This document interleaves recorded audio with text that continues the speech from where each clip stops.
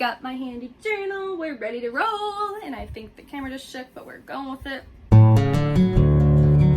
Hi everyone, I'm Kay. Welcome back to my channel.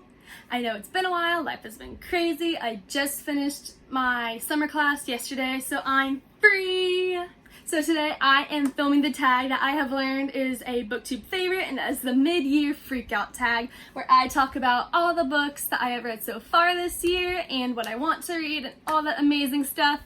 So I have only read 11 books this year, which for me is in the middle. I know it's nothing compared to most people, but I am still happy, and I have read so many good books this year, and I cannot wait to shine light on some of them, so let's get started. The first one is the best book you have read so far in 2020, and for that I am going with Love and Gelato by Jenna Evans Welch, and this was one of my favorite 5-star reads of the year. The story is amazingly adorable, but it also has such a deep message, and I loved it. There's found family, a cute romance, and self-discovery, and I just love it, and I will forever recommend it to everybody.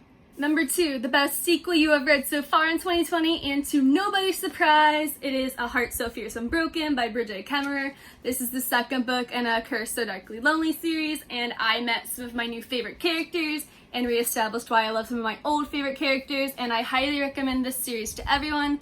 This is a Beauty and the Beast retelling about a girl from Washington, D.C. who gets transported to the magical world of Emberfall. Number 3, a new release that you haven't read but can't wait to, and for this I have 2 answers. The first is Beach Read, which is a very hyped book. I have heard nothing but good reviews, and I absolutely cannot wait to read it. Hopefully at the beach, and then I go next month. Hopefully.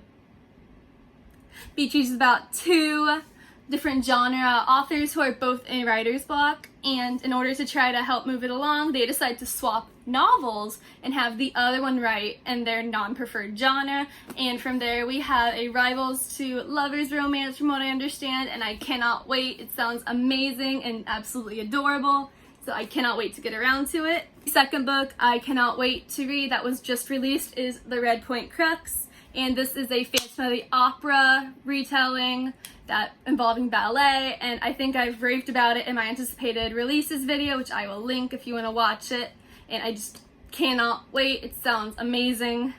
Number 4 is the most anticipated release for the second half of the year, and again for this one I have 2. The first is Instant Karma by Marissa Meyer. Marissa Meyer is my favorite author, and I cannot wait to read what she has in store for a contemporary romance. It sounds absolutely amazing.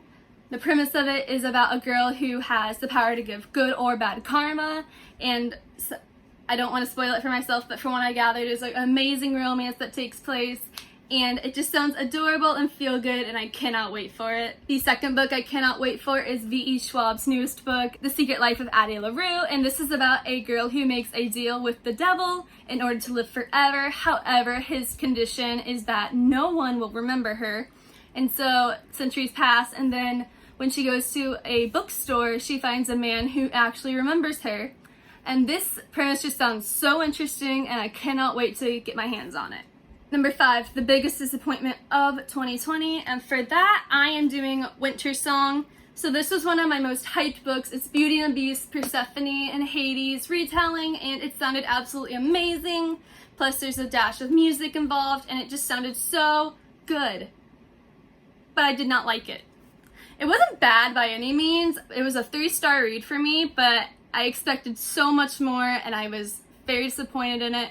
I don't know if it was just the timing I read it or what, but to me the story dragged on a lot, and there were parts I was super confused about, and I don't know, there was parts that were just really boring to me.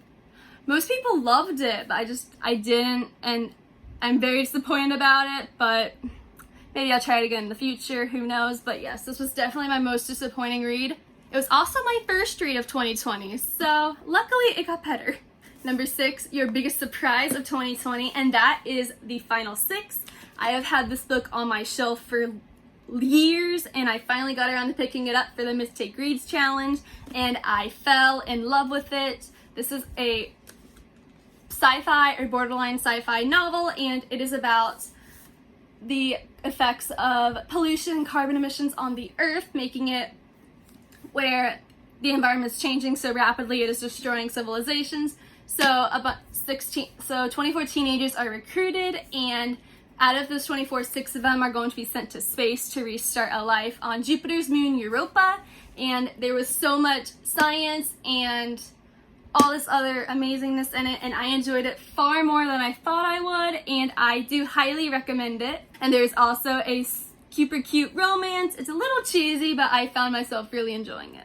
And I learned that there's a sequel that came out this year as well, and I cannot wait to get my hands on it. This next one is your favorite new author, whether they're a debut or just new to you. And for this, I am choosing Jenna Evans Welsh, the author of Love and Gelato, Love and Luck, and her newest release is Love and Olives, which is coming out in November, I believe. And her writing style is just super easy to follow, but it is also meaningful, and her ability to tell a story and have deep connections within her writing I really enjoyed, and not to mention her plot is amazing in every book I've read by her so far, and I highly recommend her, and I'm very glad I picked up her books this year. Number 8 is your newest fictional crush, and for that one I am choosing Matthew Fairchild from Chain of Gold. Now I don't know if he's a crush or I just want to protect him with all my soul, but either way I'm choosing Matthew Fairchild.